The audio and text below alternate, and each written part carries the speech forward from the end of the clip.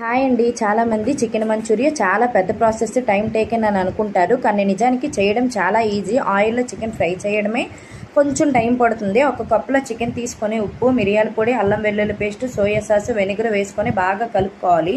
తర్వాత ఒక గుడ్డును కొట్టి వేసుకొని ఇంకొకసారి కలుపుకొని కొంచెం కార్న్ఫ్లోర్, మైదా వేసుకొని బాగా కలుపుకొని పక్కన పెట్టుకోవాలి.